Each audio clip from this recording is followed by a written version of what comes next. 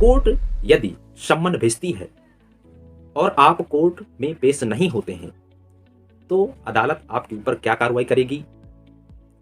इस विषय को जानने से पहले यदि मेरे चैनल पर नया है तो चैनल को सब्सक्राइब करिए और वीडियो को अंत तक जरूर देखें ताकि इस विषय की महत्वपूर्ण जानकारी अवश्य आपको समझ आ जाए। तो चलिए शुरू करते हैं। आमतौर पे देखा जाए तो सम्मन के लिए लोग घबरा जाते हैं।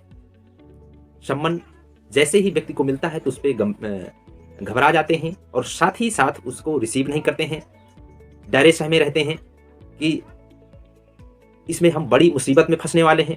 इस वजह से सम्मन को रिसीव ही नहीं करते।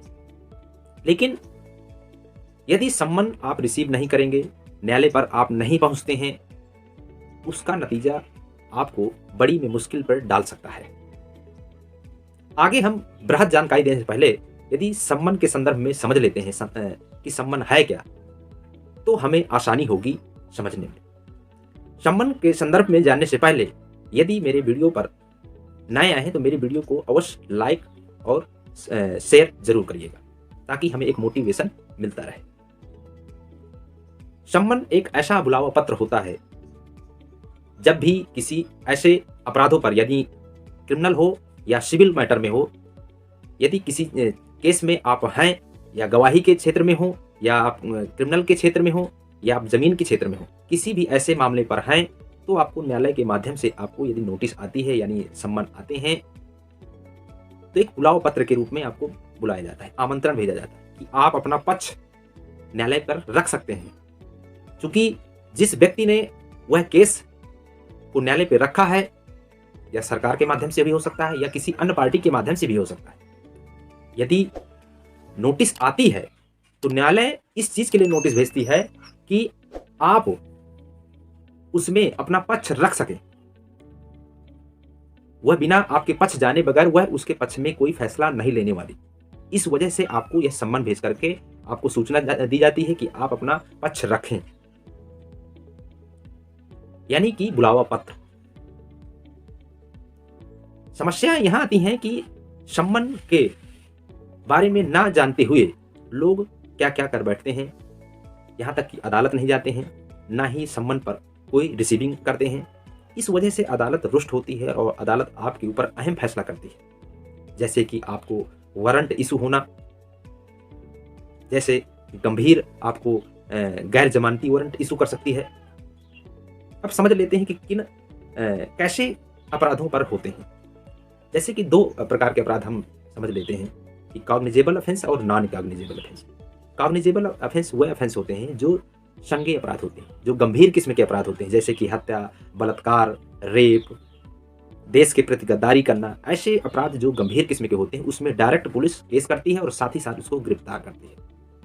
ऐसे मामले पर भी गवाही के लिए उसमें बुलाने के लिए सम्मन भेजा जाता है।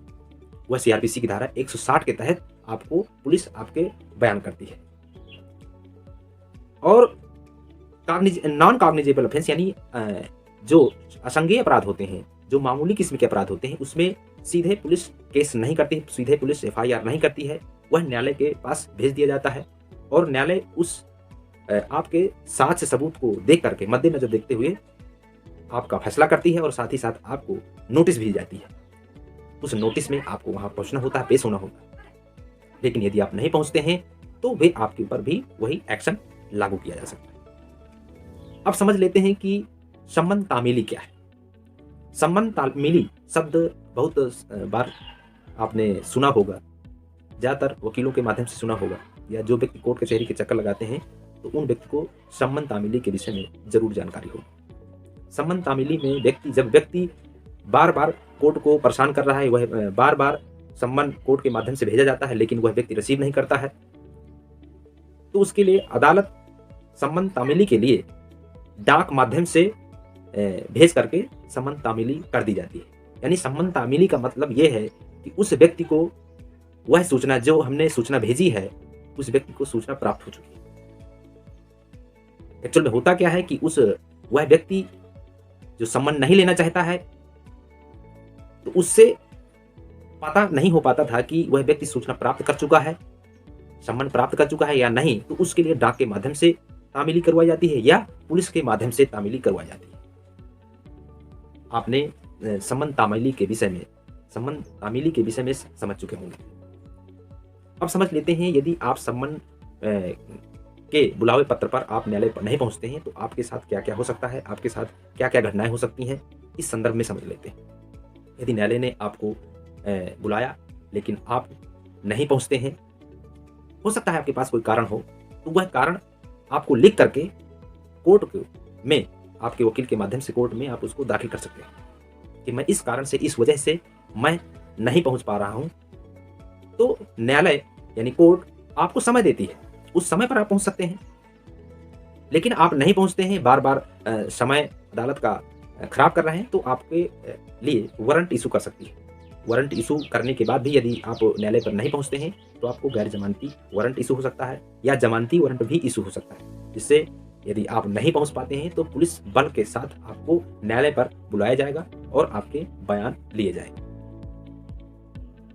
तो इस प्रकार से आपको न्यायालय का साथ देना होगा और साथ ही साथ अपने पक्ष को देखते हुए, अपने कानून को समझते हुए, यदि आप सम्मन के विषय में नहीं जानते हैं या किसी प्रकार का यदि उस नोटिस में यदि किसी प्रकार का कोई डाउट है तो अपने नज़दीकी वकील के माध्यम से उस चीज़ को आप देख सकते हैं कि उसके बारे में क्या कहा गया है। तो इस प्रकार से हम सम्मन के संदर्भ में अच्छी भली भांत से हमने बृहद रूप से जानकारी देने की कोशिश की।